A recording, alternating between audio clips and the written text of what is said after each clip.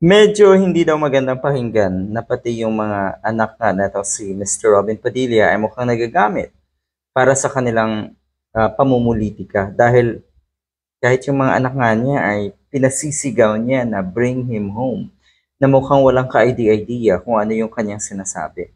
Hindi ba ito ay pang-abuso sa mga minor, mga katulad nila na bata?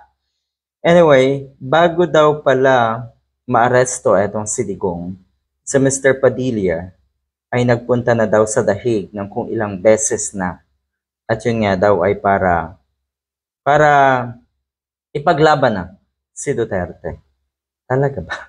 Advance pala tong isang ito.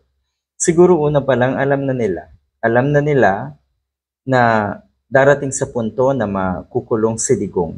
Alam kasi nila ang totoo na maraming dapat pagbayaran si Duterte. Kaya lang kasi, yung sinasabi nga na si Mariel Padilla na malaking utang na loob nila, dahil sa utang na loob na yan, kaya kahit anong kawalang hiyaan, kahit anong kademonyuhan ang gawin ni Digong, ay suportado pa rin nila. Yak! Grabe, ano, yung ganyan. Dahil sa utang na loob. So dahil nga daw ilang beses na nga pumunta itong si Padilla sa The Hague, sa the Netherlands, para nga iprotesta. Noong mga panahong yon, habang nagpo-protesta siya, habang si Digong ay naandito sa Pinas pa noon, ay minumura naman daw ang ICC at pinagbabantaan. So, sinong naging tanga dito sa puntong ito? Natural, si Mr. Padilla. Walang utang na loob daw kasi ang mga Marcoses. Kaya ayan, di ba?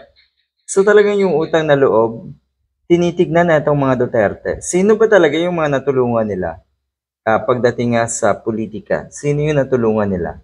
At kung yung mga yan nga ay hindi tumanaw ng utang na loob, yari. Siguro takot ang isang Robin Padilla sa puntong yan. Pero alam ko kung gaano ka suffocating yung kanilang pakiramdam na alam nila ang totoo tungkol kay Duterte pero dapat silang tumanaw ng utang na loob. Yan po ang napakasaklap na nangyayari ngayon sa mga nasa paligid ni Digong, mga taga-suporta ni Digong na tumatanaw ng utang na loob. Utang na loob.